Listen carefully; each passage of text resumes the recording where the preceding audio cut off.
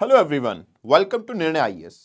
दोस्तों, UPSC civil services prelims exam काफी नजदीक आ गया है। सिर्फ 5 महीने ही आपके पास लगभग बाकी हैं और ये और चैलेंजिंग हो जाता है उन लोगों के लिए जो वर्किंग प्रोफेशनल हैं। तो ये वीडियो में हम ये डिस्कस करने वाले हैं कि आपके हाई यील्डिंग टॉपिक कौन से हैं और आपको एक्चुअली अगर आपके पास बहुत कम टाइम है तो इन 5 महीनों में स्ट्रेटेजिकली आपको क्या मैनेजमेंट रखनी चाहिए, क्या टाइम शेड्यूल रखना चाहिए, क्या ट्रेंड आपको फॉलो करना चाहिए और क्या ऐसी मिस्टेक्स है जो आपको नहीं करनी चाहिए एट एनी कॉस्ट, ताकि आप यूपीएससी सिविल सर्विसेज के प्रीलिम्स एग्जाम को बड़े अच्छे से क्वालिफाई कर सको। तो चलिए डिस्कशन को स्टार्ट करते हैं। देखिए, एक तो इंपॉर्टेंट चीज ये है कि मैं मानूंगा कि कुछ बेसिक लेवल की स्टडीज आपने कर ली होंगी, लाइक एनसीईआरटी तो कम से कम आपने की होगी। अब उसके बाद की बात हम करेंगे, कुछ बेसिक नॉलेज आपके पास में होगी, अगर नहीं है तो थोड़ा स्ट्रगल आपको और भी ज्यादा करना पड़ेगा। देखिए, सबसे पहले हम ये ट्रेंड जानने की कोशिश करते हैं, क्योंकि देखो 5 महीने के अंदर अगर मुझे रिजल्ट निकालना है तो मुझे पहले ये समझना पड़ेगा कि मुझे किस सब्जेक्ट को कौन सा टाइम ज्यादा देना है, कहां पे टाइम कम देना है। और इसको कैसे समझोगे? इसको समझोगे आप हाई यील्डिंग टॉपिक के हिसाब से, कौन सा टॉपिक ज्यादा पूछा जा रहा है, किस टॉपिक से कम पूछे जा रहे हैं सवाल। तो यहां देखो, मैं आपको 2022 का ट्रेंड दिखाता हूं। 2022 के अंदर मैंने history, geography, polity, economics, environment, science and tech और मिसलेनियस, इस कैटेगरी में मैंने एक डिवीजन किया है। मिसलेनियस वाला जो पार्ट है, इसके अंदर कुछ ऐसे हैं जैसे यूएन की कोई बॉडी पूछ ली, या फिर कोई अदर ऑर्गेनाइजेशन न्यूज में थी, या कोई स्पीसीज आ गया जो कहीं पे और पूछ ली, इस टाइप की चीजें हैं मिसलेनियस में। और इन सब के करंट अफेयर इन्हीं सब्जेक्ट के साथ इंक्लूडेड किए गए हैं। तो यहाँ पे देखोगे अगर आप, तो आपको ये पता लगेगा, लगभग आपकी हिस्ट्री से अगर मैं बात करता हूं तो 14 क्वेश्चन यहाँ पूछे गए थे। इसके बाद ज्योग्राफी से 16 क्वेश्चन पूछे गए थे, पॉलिटी से 15, इकोनॉमी से 14, environment and ecology 14, science and tech 12, miscellaneous 15 question थे। देखिए, अब इससे ट्रेंड क्या समझ आता है। सबसे पहली चीज, आप ये कोशिश करते हो कि यूपीएससी का एग्जाम बहुत डिफिकल्ट आता है, इसलिए सर हम क्या पढ़ें क्या ना पढ़ें हमें पता नहीं लग रहा। आप एक चीज देखो, आपके ये जो सब्जेक्ट डिफाइंड है, हिस्ट्री, ज्योग्राफी, पॉलिटी, इकोनॉमिक्स, ये तो बहुत ही डिफाइंड सब्जेक्ट है ना।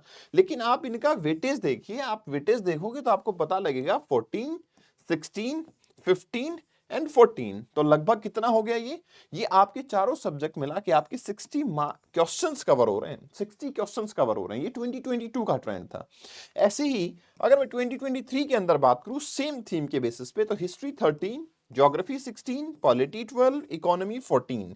अब अगेन आप इसको एक बार क्लब करके देखो तो आपका कंक्लूजन वही लगभग लगभग कितना निकल के आता है यहाँ पे, 16 प्लस 14 आपका कितना हो गया, 30, 30 plus 16 plus 14 is 30, 30 plus 13 43, 43 plus 12 55, वही 55 के आसपास क्वेश्चन यहां पे निकल के आ रहे हैं।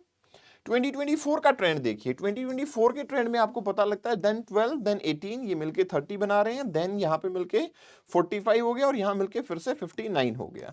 तो मैं ये कह सकता हूं कि 55 टू 60 के बीच में क्वेश्चंस आपके सब्जेक्ट से आ रहे हैं, लेकिन ये सब्जेक्ट के अंदर करंट अफेयर भी इंक्लूडेड है। ऐसा नहीं है कि स्टैटिक से आ रहे हैं, बट आइडियली आपको करंट अफेयर तभी समझ आता है जब आपको सब्जेक्ट समझ आता है। तो आपका सवाल का जवाब ये है, सबसे पहले तो ये चार जो आपके टॉपिक में बता रहा हूं, चार जो सब्जेक्ट मैं आपको बता रहा हूं, इन सब्जेक्ट को आपको डेफिनेटली कवर करना है, 100% कवर करना है, एट एनी कॉस्ट आपको इन सब्जेक्ट को कवर करना है। इसलिए भी करना है क्योंकि इनकी यील्ड बहुत ज्यादा होती है, स्टैटिक है, आप पढ़ते हो, फिक्स रिसोर्सेज हैं, आपके क्लासेस में भी हो चुके हैं। तो अगर आप इनको पढ़ोगे तो टाइम भी कम लगेगा, एनर्जी भी कम लगेगी, लेकिन आपकी आउटपुट इसमें से अच्छी खासी देखने को मिल जाएगी। अब इंपॉर्टेंट सवाल ये है कि सर इनको कवर कैसे करना है, और सवाल ये भी है कि क्या हम इन चीजों को नेग्लेक्ट कर दें। मेरा जवाब ये नहीं है कि इनको नेग्लेक्ट करो। मैं आपको बताता हूं कि आपको एक टाइम शेड्यूल बनाना पड़ेगा कि भाई इस मंथ, इस दिन से इस दिन तक तैयारी में करूंगा, उसमें मैं इस पर्टिकुलर सब्जेक्ट के साथ में ये चीजें पढ़ने वाला हूं। ये टाइम होगा जब मैं टेस्ट में अपीयर होने वाला हूं, ये टाइम होगा जब मेरा इस सब्जेक्ट का टाइम आएगा। ये तरीका आपको मैनेज करना है, क्योंकि देखिए इकोनॉमी की सब्जेक्ट की मैं बात करता हूं तो इकोनॉमी के स्टैटिक से ज्यादा इंपॉर्टेंट ये भी हो जाता है कि आप इकोनॉमिक सर्वे और बजट भी पढ़ें, जो कि आने वाले टाइम पे आएगा। अभी आया नहीं है, अब आया नहीं है, आएगा, तो आपको टाइम उसी हिसाब से मैनेज करना है। एक और इंपॉर्टेंट चीज, आप ये करते हो जैसे इकोनॉमिक सर्वे और बजट आया, आप कोशिश करोगे कि तुरंत उसको पढ़ लूं मैं। क्यों करना है ऐसा? आपका एग्जाम तो मई में है ना, तभी क्वेश्चन पूछा जाएगा। तो हम उसको बड़े प्लान्ड तरीके से ही डिस्कस करेंगे, बड़े प्लान्ड तरीके से ही उसको प्रिपेयर करेंगे। एटलीस्ट ये भी होगा कि बाकी लोग उस पे रिसर्च कर लें और इंपॉर्टेंट चीज़ें मुझे बता दें, तो मेरी उसमें हेल्प भी हो जाएगी। तो चलिए मैं एक रोड मैप आपको दे देता हूँ कि क्या एक्चुअल रोड मैप आपका होना चाहिए, ठीक है? देखिए, मैं मानता हूँ 20th जनवरी आपने एक डेट ले ली कि 20th जनवरी से मैं अपनी सीरियस लेवल पे प्रिपरेशन को शुरू कर रहा हूँ सिविल सर्विसेज प्रीलिम्स एग्जाम के लिए। 20th जनवरी टू 1st फरवरी, ठीक है? आपको क्या करना है, सबसे फेवरेट सब्जेक्ट जो आपका होता है, क्या? पॉलिटी। देखो इससे फायदा क्या होता है, जब आप अपने फेवरेट सब्जेक्ट को पढ़ते हो, एनर्जी ज्यादा होती है। दूसरी इंपॉर्टेंट चीज मैं आपको बताता हूं, ये टाइम का मतलब क्या है। आप जब ये सब्जेक्ट पढ़ोगे तो आपका 10 डेज में एक सब्जेक्ट लगभग पूरा हो जाएगा, क्योंकि पॉलिटी आपका फेवरेट सब्जेक्ट भी है, लक्ष्मीकांत बहुत डिफाइन भी होती है, आप उसको पढ़ भी लेते हो, आपने पहले भी पढ़ी होती है। तो आपको एक मोटिवेशन मिलता है कि देखो इतने टाइम में मैंने इतना सिलेबस मेरा कर लिया है, और इतना सिलेबस का मतलब आप पॉलिटी का रिपीटेटिवली देखो कि 15 question, then 12 question, then 15 question, मतलब मिनिमम से मिनिमम 12 से 15 क्वेश्चन आ ही रहे हैं, और 12 से 15 क्वेश्चन का मतलब 30 मार्क्स का काम आपका हो गया। दूसरी इंपॉर्टेंट चीज, इसी टाइम के दौरान आप करंट अफेयर को रेफर करोगे। सवाल ये होगा सर कौन से वाले करंट अफेयर को हम सबसे पहले रेफर करें। देखो वैसे तो 18 महीने के करंट अफेयर मैं रिकमेंड करता हूं, लेकिन आपको अब ऐसे नहीं चलना कि मैं सर जनवरी से लग जाऊं क्या 2024 से, नहीं। आप बैक ट्रैक पे जाओ, आप रिवर्स इंजीनियरिंग करो अब इसकी, ठीक है? क्यों? क्योंकि जो क्लोज होते हैं मंथ, उनमें से ज्यादा क्वेश्चन पूछे जाते हैं। तो आप एक काम करो, अभी दिसंबर का जो है आपका, December 2024, then November, then October and then so on, आपकी जर्नी रिवर्स होनी चाहिए। क्योंकि इनकेस अगर जनवरी का छूट भी गया तो भी वो हो सकता है कि थोड़ा कम इंपॉर्टेंट हो जाए। लेकिन अगर आपका ऐसे आए, आप जनवरी से दिसंबर, जनवरी, फरवरी तब तक छूट गया, तो आपके लिए बहुत कॉम्प्लिकेशंस होंगे। इसलिए आप रिवर्स मैनर में जाओ, ना कि वहां से वापस आओगे। आप ये काम करोगे। अब आपको क्या करना है, 1 फरवरी से 1 मार्च, एक महीना आपके पास में होगा। दो सब्जेक्ट चूज कीजिए, history and geography. History and geography, history and geography की वेटेज काफी ज्यादा भी होती है, और हिस्ट्री और ज्योग्राफी में आपको एक कॉम्बिनेशन मिल जाएगा। कुछ लोगों जिनको हिस्ट्री अच्छी नहीं लगेगी, या कुछ ऐसा होगा, प्रॉब्लम आएगी, याद करना ज्यादा पड़ेगा, तो एक कॉन्सेप्चुअल सब्जेक्ट हो जाएगा ज्योग्राफी, जो आपको अच्छे खासे मार्क्स भी देता है, और आपका इंटरेस्टिंग सब्जेक्ट भी है, कॉन्सेप्चुअल क्लैरिटी भी देगा। तो आपको इसमें काफी फायदा मिलेगा। इसके साथ साथ में भी आप करंट अफेयर को आधा आधा घंटा दोगे जरूर, ठीक है? आधा घंटा आपको जरूर देना है। अब आता है आपका 1 मार्च टू 1 अप्रैल, ये टाइम आएगा इकोनॉमी का, क्योंकि इस टाइम तक हमारे पास इकोनॉमिक सर्वे आ चुका है, बजट का भी हमारे पास प्रोविजन है। तो इकोनॉमिक सर्वे को आप पहले ले लो, लोगों ने जो डिस्कस किया उसको पढ़ लो, साथ साथ में इकोनॉमी को पढ़ो। अब जब इकोनॉमी आप पढ़ रहे हो, उसी टाइम पे एनवायरनमेंट की स्टडी करो। अब एनवायरनमेंट की स्टडी आपके लिए बहुत आसान होने वाली है, क्योंकि आप पहले से ही ज्योग्राफी पढ़ चुके हो। ज्योग्राफी की बहुत सारी ऐसी चीजें होती हैं जो आपको एनवायरनमेंट में आती है, तो एनवायरनमेंट आपके लिए इजी हो जाएगा। और यही टाइम होगा, क्योंकि आपने देखो हिस्ट्री, पॉलिटी कंप्लीट कर लिया है, हिस्ट्री कर लिया और ज्योग्राफी कर लिया। अब ये टाइम सही होगा कि आप अपने टेस्ट अटेम्प्ट करना शुरू करो। मिनिमम कितने टेस्ट अटेम्प्ट करने हैं सर? मैं कहता हूं 40 टेस्ट पेपर तो कम से कम आपको अटेम्प्ट करने हैं, और 40 टेस्ट पेपर के रिवीजन भी करने हैं, 3 रिवीजन। वो भी तरीका मैं बताऊंगा 3 रिवीजन कब करोगे। लेकिन अब यहां पे आप टेस्ट पेपर देना शुरू कर दोगे, राइट? आपका 1 मार्च टू 1 अप्रैल हो गया। अब सवाल आगे बढ़ता है 1 अप्रैल टू 1 मई, ठीक है? अब आप एक छोटा सा सब्जेक्ट साइंस एंड टेक लोगे, और उसी के साथ में टेस्ट पेपर देते रहोगे। अब क्या हो गया, सब्जेक्ट आपके कम हो गए हैं, ठीक है ना?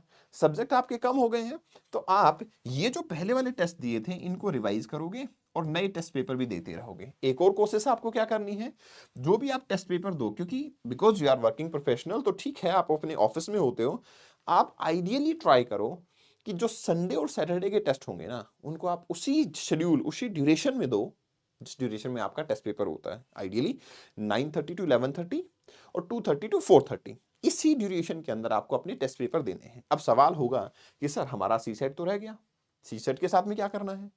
सी सेट के साथ में आपको करना यह है कि आप पहले अपना चेक करो सी सेट को, कि आपका सी सेट कैसा है।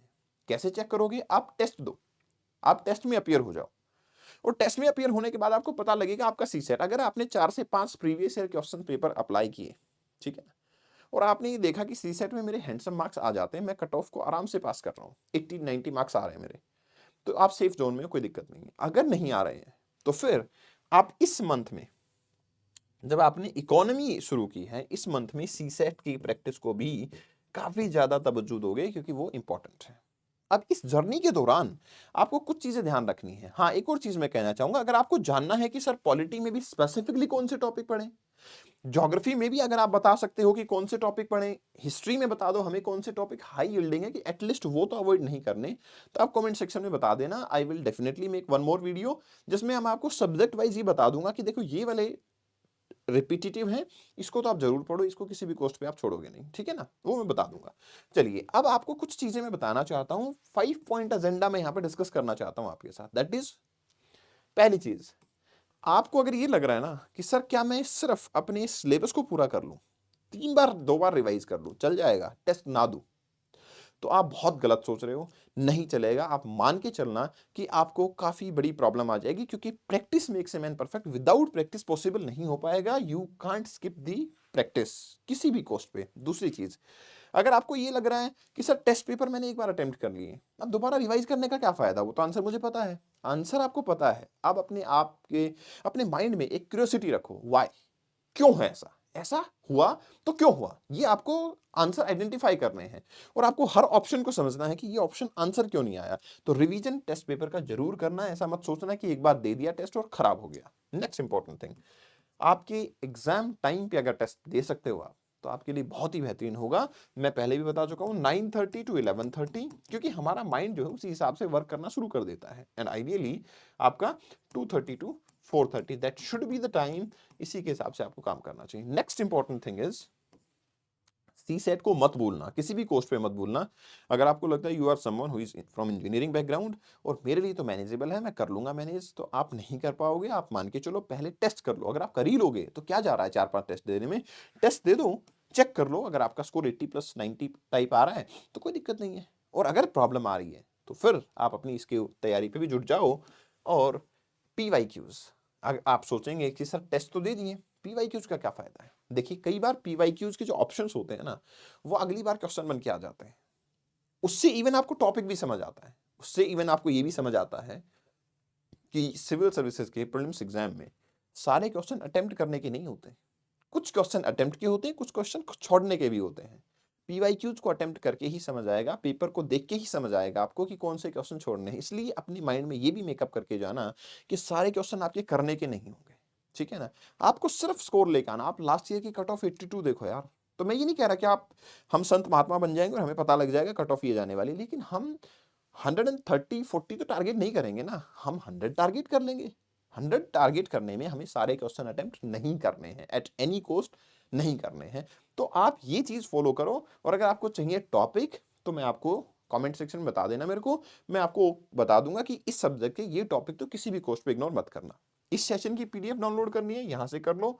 और अगर कोई डाउट है आपको कुछ भी, यहां से कनेक्ट कर लो, मेरे को मैसेज कर सकते हो, definitely I will help you. Thank you very much and best wishes.